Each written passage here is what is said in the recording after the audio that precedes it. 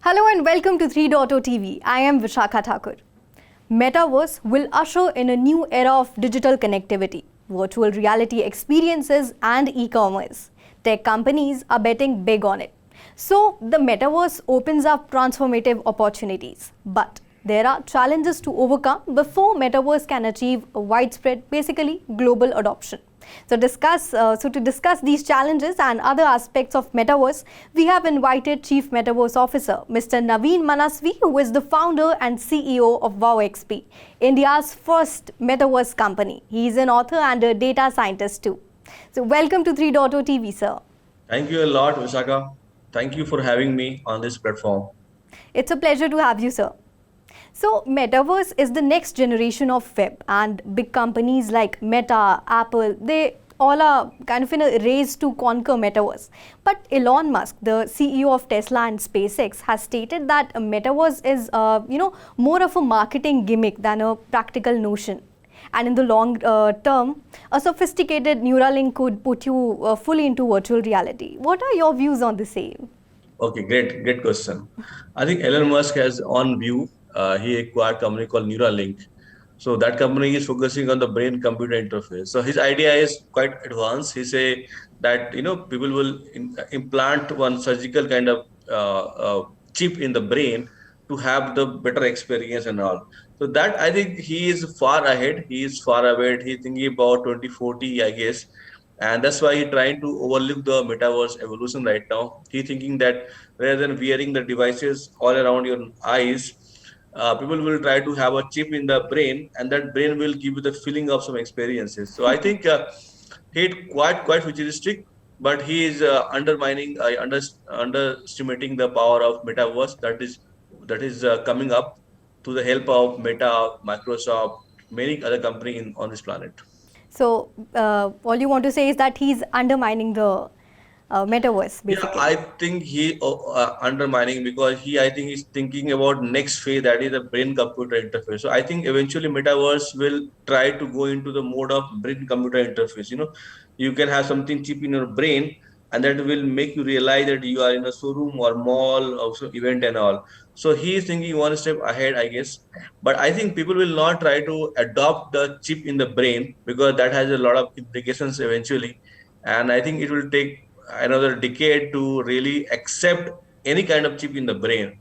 So I think he's thinking about devices wearing all these things can be not so fancy for people. That's why he said that rather than having the device around your eyes, let's have a chip in the brain. So I think it's all a game of perspective. I will not counter him in a very wrong way. I'll say that he is a much futuristic. Maybe that part will come after the metaverse evolution. So I wish him the best, but I think metaverse will work out.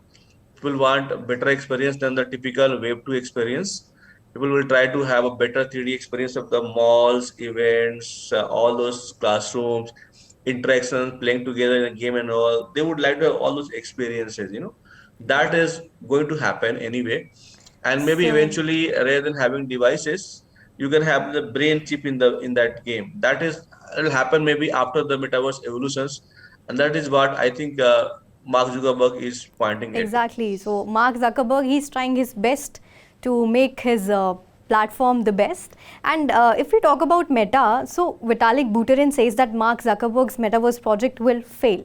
So, what are your views on Mark Zuckerberg's project and the criticism it is facing these days? Of course, in terms of the selfie he shared recently. Okay, yeah. Okay, the Ethereum founder, I think he has on view. He believes in blockchain and decentralization a lot. And what Meta is doing, what Microsoft is doing is they are trying to create centralized metaverse where Meta will control the assets and a lot of environment and all. So I think uh, Ethereum founder is pointing at the direction of the decentralization. So metaverse as an idea, as a 3D immersive mode, that he is not against. I guess the Ethereum founder is not against the idea of the 3D immersive mode. What he against is the idea of centralization that Meta is promoting right now. So I think he is not countering exactly in the way we think right now. Meta and Microsoft, they are trying to create their own metaverse, and they want to control system in a big way, right? Right. And on the other hand, like Decentraland and Sandbox, they are trying to create the decentralized system.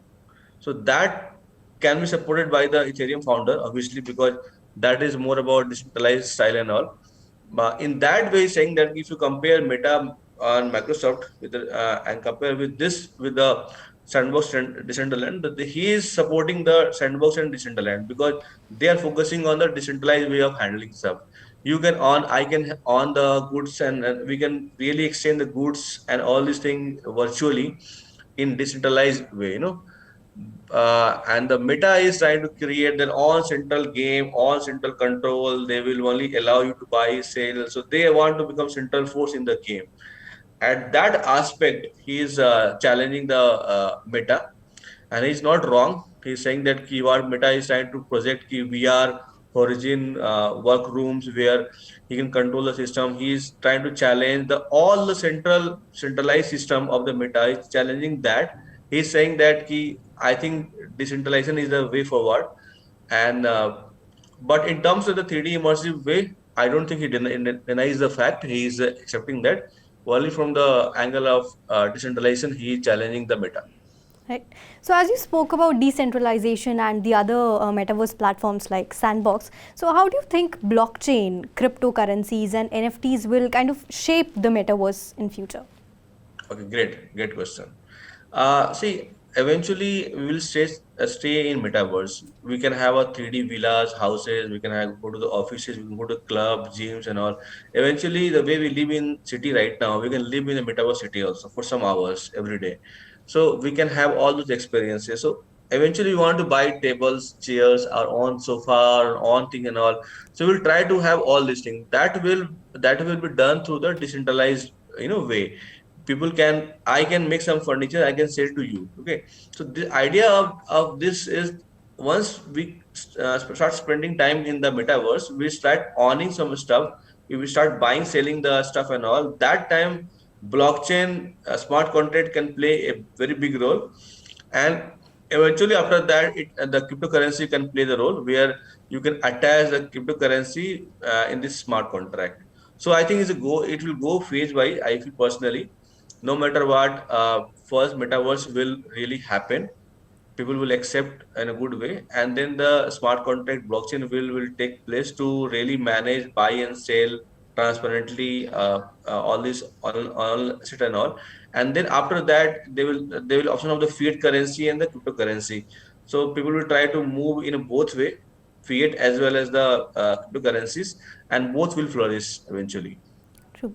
So you explained it very well, and as you mentioned that people will kind of accept it or adopt it in a very good way. So with India adopting a hard stance on blockchain and cryptocurrencies, do you think the world's second biggest democracy is conducive place for growth of metaverse in contrast to countries such as Dubai, Germany or US?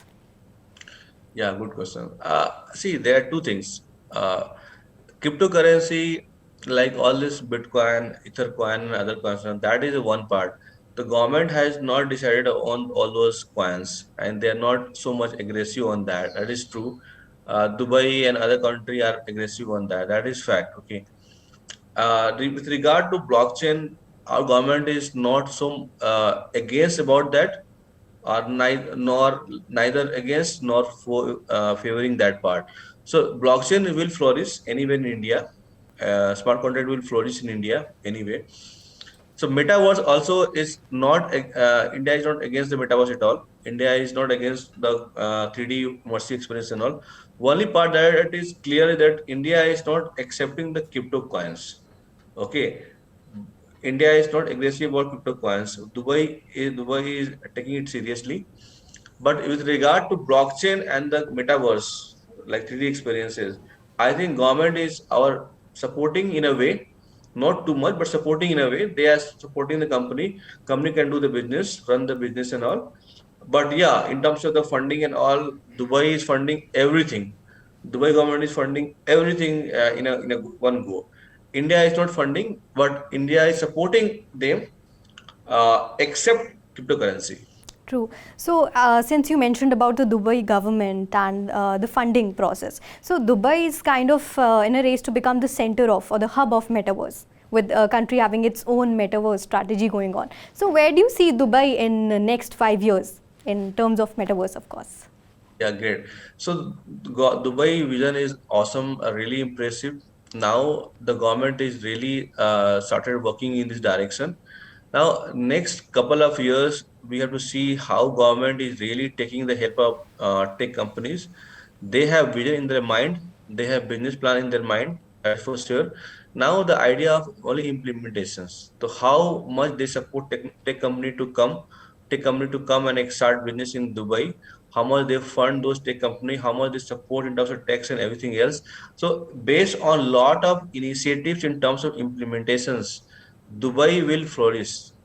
Okay, so Dubai will flourish a lot when the tech company can come to Dubai and start implementing the metaverse strategy and metaverse work and all.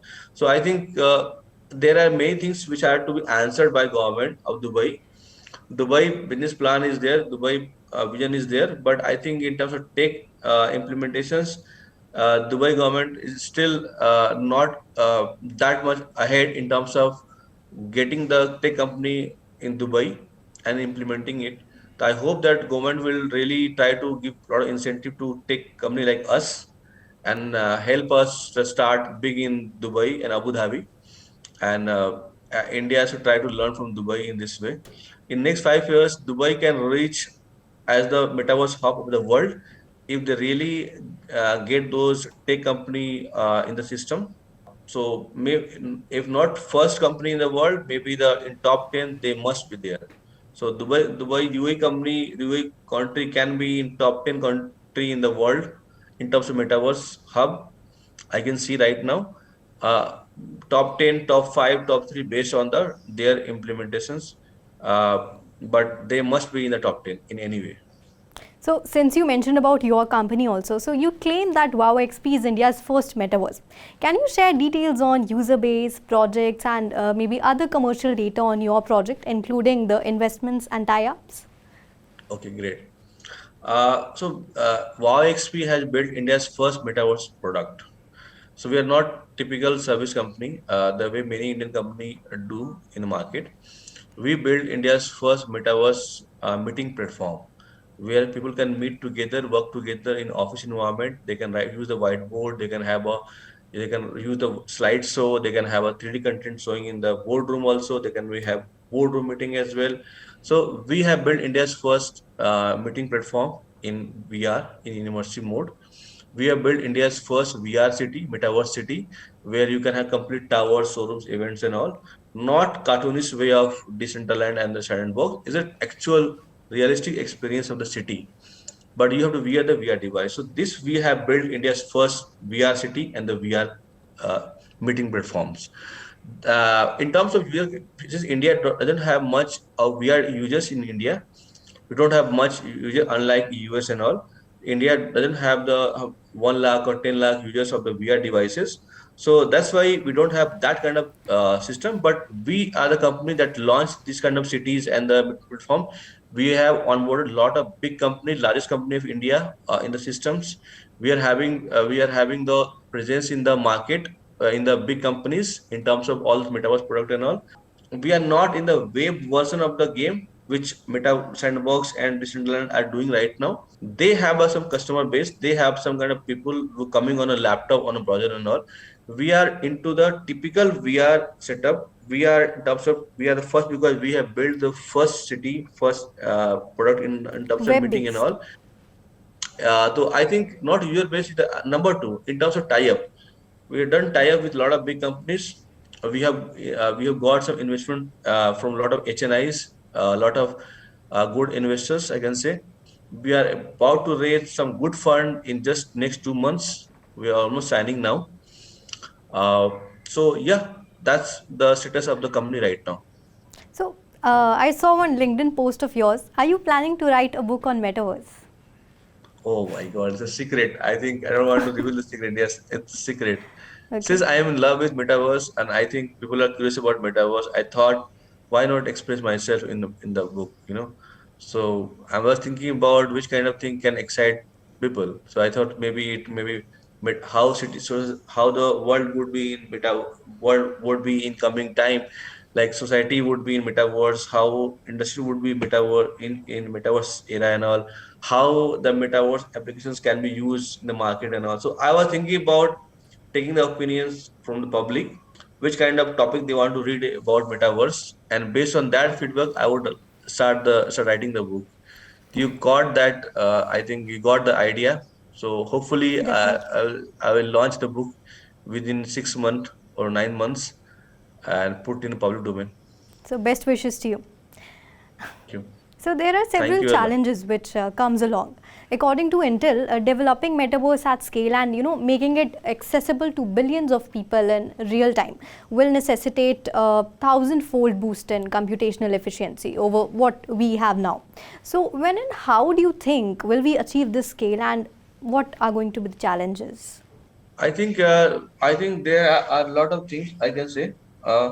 So Intel is focusing on the chip, and now since the 3D content is all about high quality stuff, you need to have a lot of polygons. Polygon rendering has to happen and all. So it True. needs very high-fi, GPUs and CPUs and chips and all these things. So Intel is right in the way that we need to produce a lot of hi-fi device and all. And Nvidia is challenging that. Nvidia is trying to lead this market. Nvidia is very aggressive. Its CEO is very aggressive about chip production and all. I think they are trying to change game at two level. One is the chip design and all. They want to create very hi-fi chips. Okay, Qualcomm is doing the same stuff, and also they're trying to work on the computation part. The way we render something to the device, they want to optimize that. Example, with the same RAM, they can render more stuff. So Nvidia is really leading this market at both level, hardware plus software, hardware plus the AI part. So eventually eventually I think there would be a big market for everyone, including Intel, Qualcomm, Nvidia, and all are aggressive about this one. All are contributing in their own way. In next 5 years, I think we can really create huge devices the way we have created the mobile phones in last 10 years. We'll create a lot of devices very fast. Everyone is contributing now. So I'm hoping that we can have at least 1 billion target maybe in next 5 years or 6 years. Next 1 billion devices, VR devices, with help of all this Intel, Qualcomm, Nvidia. So since you mentioned that in the next 5 years we are going to make great devices, so there are some critical issues involved too, whether it is cyber security, identity theft, or if we talk about data security, then compliance and vigilance, and of course network vulnerability. So how do you tackle these issues? Okay, great. Yeah, this issue of cybersecurity and all those security, they are like old problems, which was there in the Web 2 as well. So we have been solving through many ways, like 2 layer, 3 layer, multi-layer kind of things and all. There are many ways to handle that. So the old problems still reside in the Web 3 as well. So we are solving the problem as usual. We are going to the next level of our high level kind of security and all. So we are almost there. Whatever we have achieved in Web 2 in cybersecurity, we are implementing the same stuff also in Web 3 also. Now we will have more data. We have more types of data as well. So in Web 3, in the metaverse, we will have more data and more types of data, but the DNA of cybersecurity is same. So we are solving in the same manner. I can say that we are trying to increase our power of cybersecurity kind of thing. We are trying to understand more variety of data which are coming in this metaverse also. So we are trying to use our old technology, old way of cybersecurity. I can say that it should be double layer, triple layer. It should have a lot of control on the uses and all. So we are trying to use the same logic now on more data and more types of data in metaverse. So we are also doing the same stuff. We are leveraging the cloud like AWS, Google Cloud as well. We are trying to leverage their security layer as well. We are trying to put our data in a way that is more, risk averse and all. So I think this is old problem. We are just trying to solve in the same manner, not any much different in this Web3 game. So we are on the way of doing so. All right. So thank you so much, sir, for being on 3.0 TV and sharing your views and knowledge with our viewers. It was really great having you on the show. Thank you a lot. I mean, it was very nice discussion. You put very nice questions in front of me. It's one of the most exciting interviews I have seen. I have Wow. faced more than 12, 13 interviews in on this metaverse, but your interview has very interesting questions. Thank you so much. Keep working in a good way and keep democratizing metaverse. Sure, sir. Thank you so much, and it really means a lot. Thank you. Thank you a lot. So this was Mr. Navin Manaswi, founder and CEO of WoWExp India's first Metaverse company. He gave us an insight to Metaverse and its various aspects. We will be back soon with more such interviews. Till then, keep watching 3.0 TV and do not forget to subscribe, like and share to our channel. And for instant updates, do press the bell icon. This is Vishakha signing off.